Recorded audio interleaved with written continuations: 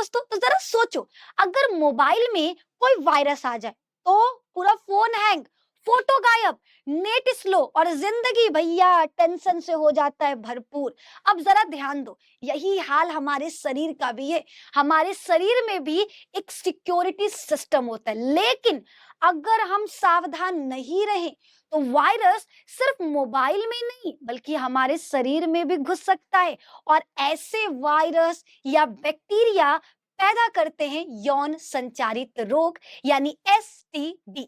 मतलब एक छोटी सी लापरवाही और जिंदगी बन सकती है खतरनाक। वो कहते हैं ना, सावधानी हटी दुर्घटना घटी। तो आज इस छोटे से वीडियो में हम आपको एसटीडी की वो सारी बातें समझाएंगे जो आपको बचाएगी और दूसरों को भी सजग बनाएगी। याद रखना, मजाक में किया गया गलत कदम जिंदगी भर का पछतावा बन सकता है। तो चलो हंसते मुस्कुराते सीखते हैं ताकि शरीर रहे हेल्दी और लाइफ रहे टेंशन फ्री। तो वीडियो को एंड तक जरूर देखना, अगर बीच में छोड़ दोगे ना तो अपडेट मिस हो जाएगा। तो चलिए स्टार्ट करते हैं कि यौन संचारित रोग होता क्या है। सबसे पहले जानते हैं यौन संचारित रोग है क्या। तो ऐसे रोग जो यौन संबंध बनाने से एक शरीर से दूसरे शरीर में फैलता है या आपके जननांगों को नुकसान पहुंचाता है, हम उन रोगों को यौन संचारित रोग कहते हैं। अंग्रेजी में बोले तो सेक्सुअली ट्रांसमिटेड डिसीज। समझ में आया यौन संचारित रोग क्या है? ऐसे रोग जो जनन मार्गों से, जननांग के जो मार्ग है वहां पर संक्रमण फैलाएं या वहां पर संक्रमित करें या वहां से एक बॉडी से दूसरे बॉडी में जाएं, तो इन्हीं रोगों को यौन संचारित रोग कहा जाता है। और ये आपके लिए जानना बहुत जरूरी है कि वो कौन कौन से रोग हैं और ये हमारे शरीर में आकर क्या करते हैं। देखो, कुछ लक्षण एकदम नॉर्मल है, ठीक है। जननांग वाले रोग तो बहुत सारे, आप इन्हीं को गुप्त रोगों के नाम से भी जानते हो, ठीक है। इनमें से कुछ रोगों को गुप्त रोग कहा जाता है और लोग सोचते हैं ये बहुत ही खतरनाक रोग है, किसी को इसके बारे में बताना नहीं है। लेकिन आप यहीं पर गलती कर देते हो। अगर आप इसको बहुत ही हल्के में ले रहे हो, ठीक है, इसे छुप छुपा रहे हो, इसे बचाने की कोशिश कर रहे हो, तो ये आपके लिए आगे चलकर आपके जान के लिए खतरा भी हो सकता है। बिल्कुल सही। और वो कहते हैं ना, हम तो डूबे सनम संग तुम्हें भी ले डूबे, यानी आप खुद तो इस बीमारी से ग्रसित हो ही, साथ में आप अपने उस पार्टनर को भी ग्रसित करोगे जिसे कहते हो हम तुम्हारे बिन रह नहीं सकते और तुम उसको ही मारने की कोशिश कर रहे हो। तो अगर आप इन रोगों के बारे में नहीं जानते तो पूरा जरूर पढ़िएगा, क्योंकि पढ़ोगे तो ही आप समझोगे और समझोगे तो ही आप बचोगे कि आखिर ये रोग क्या है, कैसे फैलता है, कैसे एक शरीर से दूसरे शरीर में आता है और हम पहचानेंगे कैसे कि हमको यौन संचारित रोग हो गया है। तो कुछ लक्षण इसके समान होते हैं, कुछ लक्षण विशिष्ट होते हैं।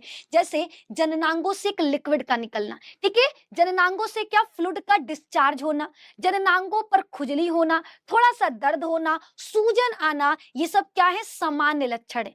कभी कभी स्त्रियां केवल वाहक का कार्य करती हैं तथा कोई स्पष्ट लक्षण प्रदर्शित नहीं करती।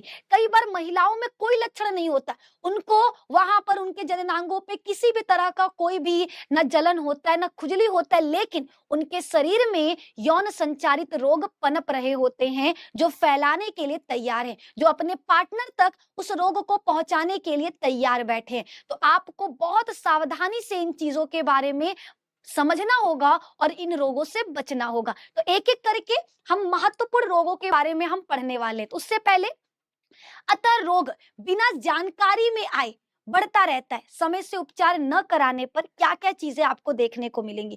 अगर आपको ये रोग हो गया है, ठीक है, और आप इलाज नहीं करवाना चाहते, आपको शर्म आ रहा कि दुनिया वाले क्या बोलेंगे कि अरे तुमको वहां पे रोग हो गया, अरे ये तुमको क्या हो गया, लग रहा है तुम ये किए होगे, लग रहा है तुम ऐसे किए होगे, लग रहा है तुमने इसको किया होगा। बहुत सारी चीजें हमारे दिमाग में चलने लगती हैं जब हम कुछ ऐसी चीजें हमारे शरीर में होंगी जो हम किसी को बता न पाए, ठीक है। तो उस वक्त आप गलत कदम उठाने लगते हो।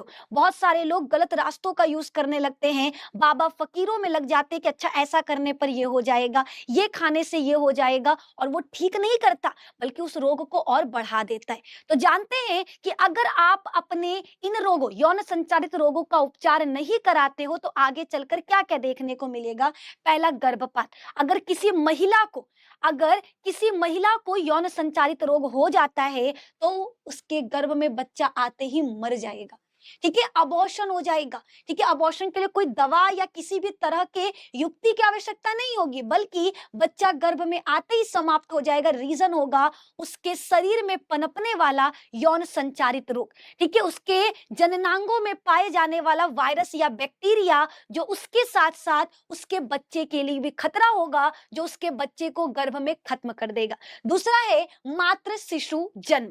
ठीक है, यानी बच्चा पैदा होते ही मर जाना या मां की मृत्यु हो जाना। ये चार सारी चीजें भी हमको एसटीडी रोग वाली, ठीक है, महिलाओं में देखने को मिलता है। तीसरा है श्रोणि शोथ रोग।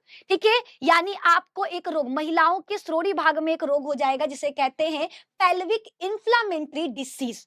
ठीक है, पेल्विक इंफ्लामेटरी डिसीज, श्रोणि शोथ रोग। अगला है हमारा अस्थानिक संगर्भता, यानी एक्टोपिक प्रेगनेंसी। एक्टोपिक प्रेगनेंसी का मतलब भैया आपका क्या है, जो बच्चा है, ठीक है, आपके महिला के शरीर में जो बच्चा आया है वो जा करके कहीं पर फंस जाएगा, या तो फैलोपियन ट्यूब में, ताकि बच्चा बढ़ ना पाए, और बच्चा बढ़ेगा नहीं तो फैलोपियन ट्यूब क्या होगा, या तो फैलोपियन ट्यूब फट जाएगा या बच्चा नष्ट हो जाएगा। ठीक है, और फैलोपियन ट्यूब अगर फटा तो मां की मृत्यु भी हो सकती है।